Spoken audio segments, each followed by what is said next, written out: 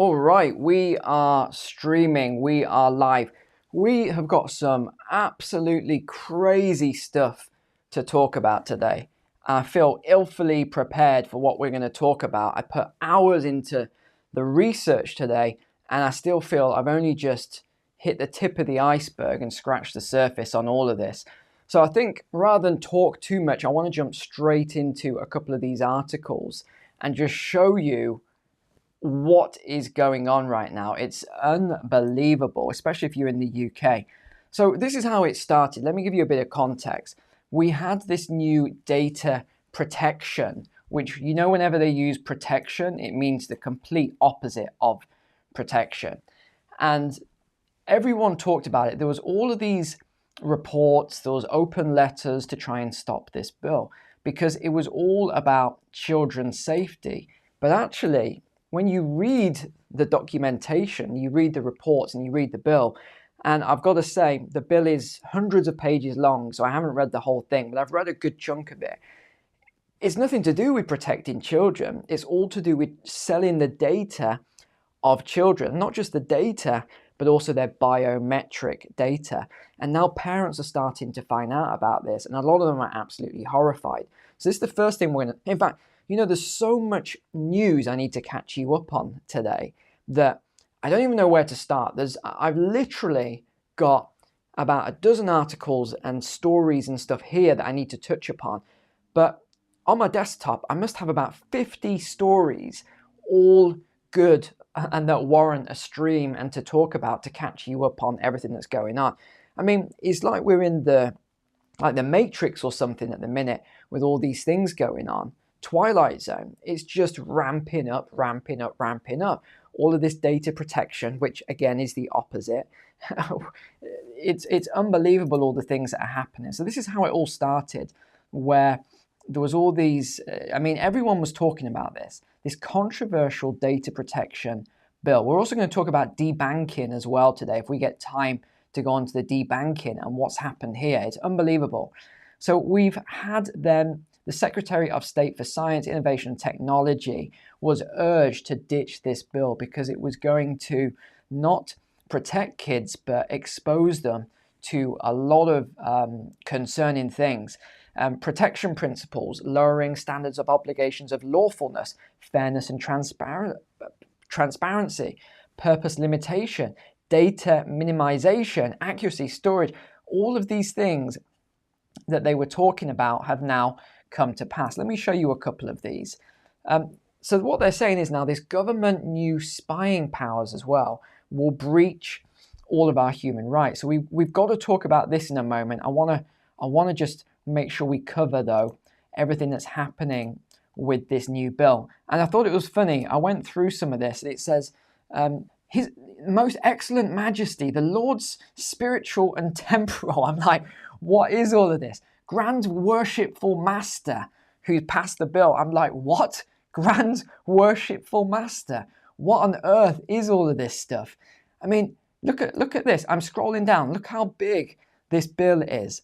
I've been going through it and I was amazed at some of the very strange language, very weird language, let's just say that, within this bill. And a lot of it's coming down from Europe. So we've got this European Convention on Human Rights, yet again, not even in Europe, the UK, but yet this is where it seems to be. Let's see if we got onto the Rumble stream, by the way. Let's see if the Rumble's set up. We'll see. Let's see if it's going.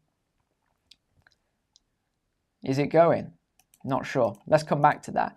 Okay, so here it is. The data subjects. This is what they're calling children, by the way. They're calling children data subjects.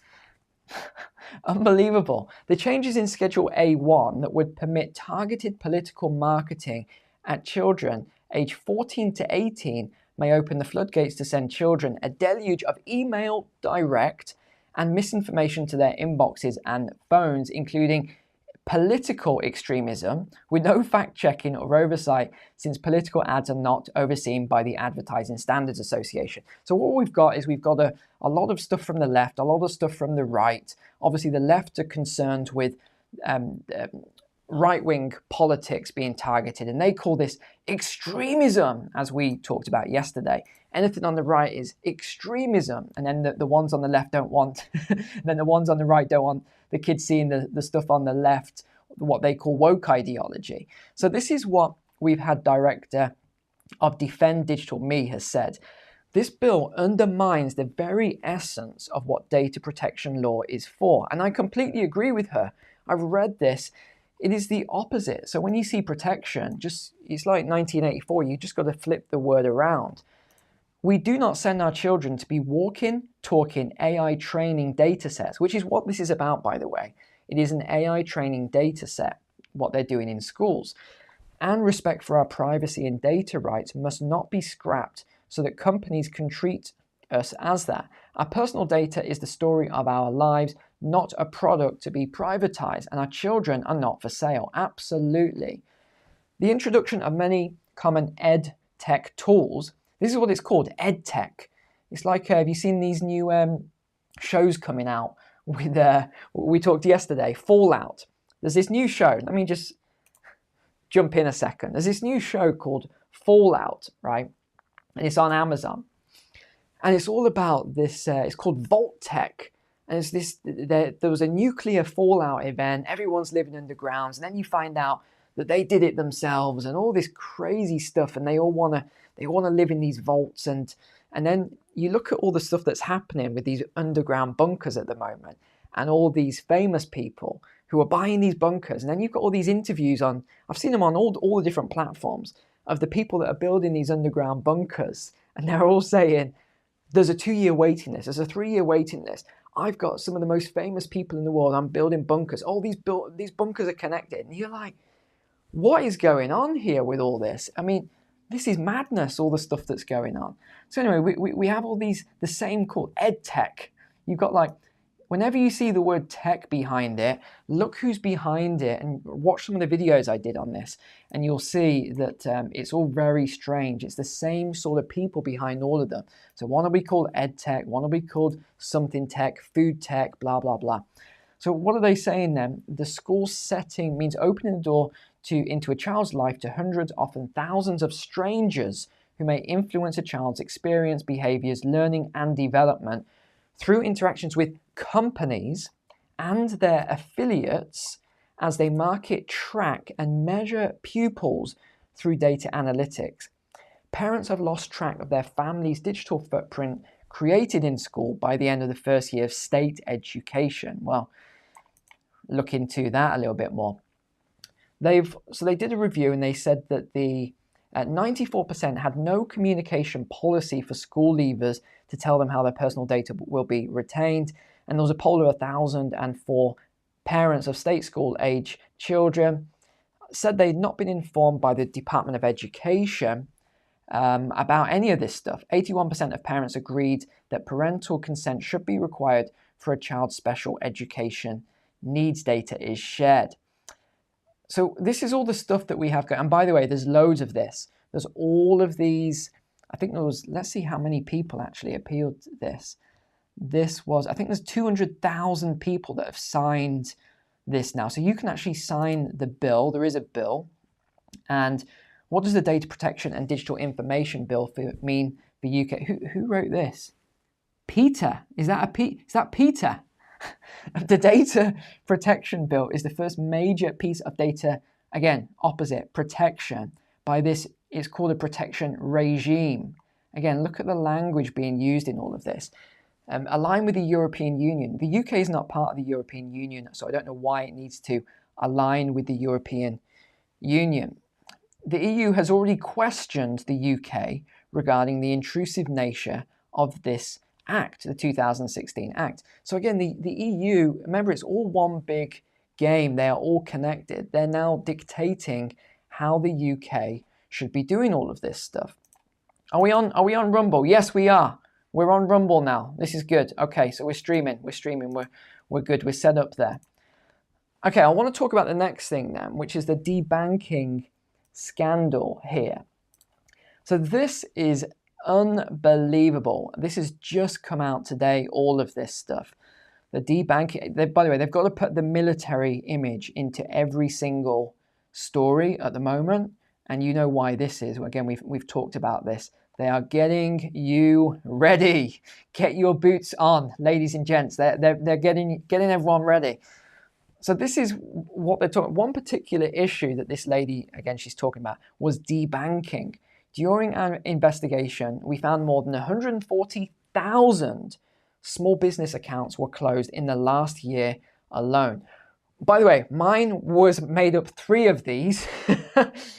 Out of these 140,000, 3 of those were mine. So yeah, I've got that. What are you guys calling it at the minute? A badge of honor or something like that. So 3 of these are mine, and 2 personal accounts, or is it 3 personal accounts now?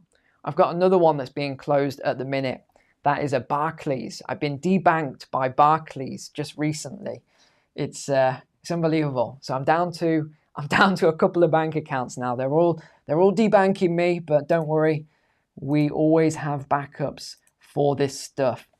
And by the way, thanks for everyone joining on the Patreon. Please, if you want to see all the premium content, go over to the Patreon. The link is below in the description. Got some really good premium content there at the moment over last week. And there's a good documentary coming out, which is not going to be posted to YouTube or any platform because of the censorship. So we'll be talking about everything on that documentary. Okay, so here we go. There can be good reasons for closing or denying accounts for businesses, including signs of money laundering or prolonged inactivity. But we found there were still thousands of accounts being closed under this vague justification of risk appetite. So let me interject with one point here. I started looking at what they meant by risk appetite because I heard this term a lot in banking. And I also had it with some firms that I had consulted for, and they kept mentioning risk appetite. So I went and did a lot of research on this. And again, the language doesn't mean anything in terms of the actual risk. So you might hear risk appetite and think, okay, maybe it's a risky company, what they're doing, there's a lot of risk involved. No, it's nothing to do with that. The risk appetite is their ESG score, environmental social governance score. I couldn't believe it when I actually went and looked all this stuff up.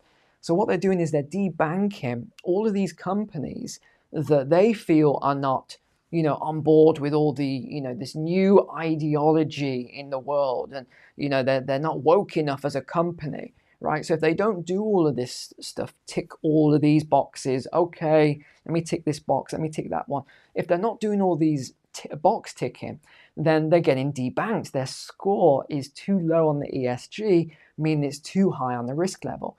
This is madness. And if you want to do some of this stuff, like look into it for yourself, I always just go on to the worst search engine in the world, which is Google, and I type in things like, how can banks get the highest ESG scores? And then it gives you loads of stuff here, loads of letters, loads of reports, tells you how, if you're a bank, you can, according to Fitch, governance, okay, not environmental, not social, but it's the governance, holds the utmost significance when it comes to evaluating ESG ratings for banks. This is banks in particular. It's imperative for all banks to actively address governance risk with a minimum ESG of 3 for governance issues. Oh, here it is. However, it is concerning that 14% of rated banks received elevated governance scores as of the end of 21, indicating that governance concerns have a detrimental effect on their credit ratings. ESG goals make a meaningful impact in the financial world. Nonsense. Absolute nonsense. And here's why. The ESG has nothing to do with the goal of profitability. Any company that's either limited or owned by shareholders, whatever, there is one goal with it. It's called fiduciary responsibility. So what the responsibility is to the company itself to make profit and for shareholders. So when you keep seeing all this stuff about, this person's ESG score, or this company, You know, there's the example, oh, this company, 65% of their staff were white. Can you believe it? In Scotland, 65% of their staff were white. I cannot believe this. And it's shocking. It's absolutely shocking to me in a country that is predominantly white people, right? So their ESG score was so low because it was just this terrible 65%, right? This is the sort of madness that I have to read these reports, and I'm like, I can't, you know, I have to just take a step back. I'm looking at it and I'm laughing. I'm like, this can't be real. It's real. All of this stuff is real. So the meaningful impact is nothing to do with profitability. It's actually meaningful impact in what they consider as the world today. Please drop a comment on that. I'll be interested in your thoughts. So this is, you've probably gone through all this before. You've got your environmental, your social, your governance. Why does this matter in banking, etc.? And if you remember the investigation that I did on this, what they're going to be doing and why the bank's doing it is because of GFANs. So if you haven't seen that, watch that investigation. GFANs are the head, and they have trillions AUM, assets under management.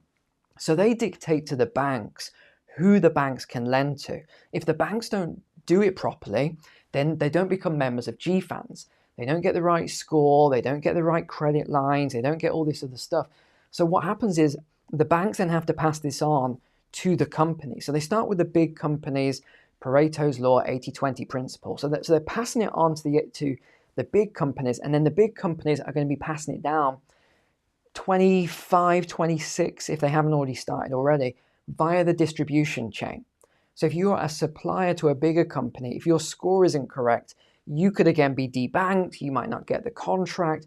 All this stuff is coming. So it's all come from this overreaching organization, which is GFANs. So that is, and that's headed by Mark Carney. And this is the irony of it, or the hypocrisy of it. Mark Carney, ex-Bank of England governor, now head of GFANs. He's also the head of sustainable investment for, I think it's Brookfield Management, but don't quote me on that. But he's the head. He's the head of that. So talk about a conflict of interest, right? Talk about a conflict of interest. He's head of sustainability and turning the world onto renewables. He's also head of the investment that goes into all that. So the more investment that goes in, the more money he makes. It's like, how is that even legal? Well, because it sits above most laws, most country laws.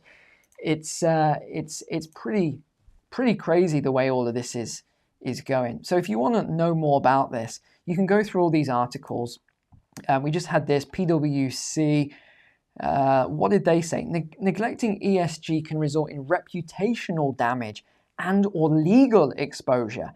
So this is the next wave. So if you're not doing the ESG and you're doing business with people in the, here it is, the public eye, and you like people find out that this company had a low ESG score, you could suffer reputational damage and or legal exposure. So they've got this massive report how you can go through this. Now remember, it used to just be AML, anti-money laundering, where these were the risks, but now there's the ESG framework that sits alongside this, as well as all these other frameworks. So this is just continuing. It's not gonna go away, and we're seeing a lot more branches, by the way, disappearing this year. So TSB, they've just getting rid of another 36 branches. These are all the branches that are leaving, and we've got the numbers. Hold on, let's see if we can pull them up here. We've got the numbers on, yeah, so, okay. So what they said was the reason that it was the same excuse for every bank. The reason they're closing it is because it's not profitable to have bank branches and no one comes in. Like no one goes in. They said it's like tumbleweeds. You go into a bank branch in the city centre and it's tumbleweeds. There's no one in there. They've got all these staff, all these tellers. There's just no one in there. I don't know. Please drop a comment on this, because I know whenever I've gone into a major city branch, I'm standing in the queue for 30 minutes. You cannot get in to speak to someone. They've got all these automated machines. Then they might have 2 or 3 counters with a human there. And then they've got all the staffs with the little tablets walking around. Oh yeah, how can I? Oh, you can do that at this, you can do that at that. Oh no, you don't need to bother anyone at the thing. No, actually I do. I need to get this, I need to get that. Oh, well, you need to call this number. Speak to someone in the Philippines or India and they'll help you. No thanks. I don't want to speak to someone in the Philippines or India. I need to sort this today. All right? It's this same thing. So what the bank's saying, no one goes in, no one's using the bank branches anymore. So we need to get rid of them. They're just not profitable. Well, here's what just came out. This is just TSB. It's not even a big bank. This year, their financial results showed a pre-tax profit of £237 million in 2023, 30% more than the previous year. So it's nothing to do with that. They're just trying to make more profit and they want less face time with people because, well, you know all the issues that's going on with banking at the minute. So I didn't realize this. We've lost 6,000 branches since 2015. This is, and again, we're talking predominantly on this video for the UK, but we normally talk about other countries as well. I'm just focusing on the UK for today's video. And this is set to continue. There's another 200 earmarked for this year, 645 last year. Halifax and Lloyd's, over 100 branches are going to be closed. This is getting way, way, way out of control with everything that's going on. So what have we got? Let's just recap. We've got all this debanking. In fact, did we even finish that story? Did we even finish? Let me just check. We've got this massive wave of debanking. Here it was. Yeah, we went off, didn't we, on a wild goose chase there with risk appetite and ESG scores. Right, how on earth have we got to the position where a company working to preserve our national security can't be assured of access to a bank account? So this is, and I find this really bizarre, this is the large weapons manufacturers, so BAE Systems and Boeing and all of these others. Apparently their ESG score is not up to grade, which I find baffling. I don't even believe that. There's obviously something else going on there. Banks' shareholders are demanding ESG policies may inadvertently be putting national security at risk. This cannot go on. It's not the shareholders. The shareholders are not doing this. You might have some on the fringe that are making these demands, but it's not the majority of shareholders. What is a shareholder? What is their focus? Yes, some of them, because they're a lot older, will say, hey, I want all of these policies to come in and whatever else. So you're seeing that, but where's that influence coming from? It's coming from the media. They wouldn't even know about ESG and all this other stuff if it wasn't on the news constantly. What is the news? It's all interconnected. It's all owned by one major company, all the news outlets. That's why we have those things. We don't need to tell you that gas prices are on the rise. And it's like hundreds and hundreds of them all saying the same things at the same time, right? So we know all this. This is all pretty basic stuff. So it's not just these shareholders demanding it. It might be a few. This is all one big agenda, shall we say, to push all of this through. It's wrong that banks in this country can systematically debank legitimate firms or industries because their board turns its nose up at their line of work. Well, this happens all the time. This is what the banks are doing. If their work is legal, they should be able to access a bank account. Of course, 100% agree with that. Most lenders couldn't even tell us exactly what had been considered before these accounts were closed. Now, I wanted to mention this as well. Small businesses employ 16.7 million people in the UK. So these are SMEs, but more specifically, the smaller businesses. This generates 2.4 trillion a year for the UK economy. Now, the main issue we're seeing at the moment is debanking, and as I said, 3 of those are mine. That's one aspect because, well, I won't go into all of it, but one of them is my media channel. So they look into the media. Oh, what does he talk about? Oh, what's he doing? Oh, is he ESG friendly? No, he's not. He's anti-ESG. Okay, get rid of this guy. We don't want him. But they give you, 21 days or something. And that is not long enough. If you try to open a bank account, a business bank account, Sometimes it's 3 months. So my new bank account that I had to open took me 3 months to open that account. So what happened, and again, long story short, my money that was in that bank account that was closed, they put a restriction on how much I could withdraw a day as well. And it was such a small amount, I couldn't get the money out. So it goes into this government slush fund. If anyone knows what it's called, it's some Latin name. It goes into this government account. I then have to do this appeal to release the funds, and I can't release the funds because I don't have another bank account. This is the absurdity of what's going on at the minute. And the reason it's all going digital is it's moving towards a central bank digital currency. And that then will just, I mean, it's game over. Once we get there, you're going to be talking to chatbots on your mobile. You're not even going to be, it'll get to the point where even if you call up, you're going to be talking to an AI. Some of the banks are already trialing this, or they're doing these chatbots that are absolutely useless. You go into branch. I went into branch the other day. I said, hey, I've got this issue. I can't resolve it. I've tried to call up. They can't resolve it. And they say, well, we can't help. You just need to call this number. Well, why can't you help? Surely someone can help me in branch. No, we can't. We need you to call this phone number. This is only going to get worse as things go digital. They're going to keep laying. I did a documentary on this report. You can see it in the Patreon last weekend. Everyone, read the comments on it. Everyone said it was an amazing report about the future of AGI, AI, and jobs and work, and how many hundreds of millions of jobs are going to be wiped out by all of these systems that are coming through. I mentioned it 3 or 4 years ago, and already we've seen a lot of it. Self-service, we've seen all these chatbots, we've seen all the admin, bookkeeping, we've seen all this coming through. Warehouse.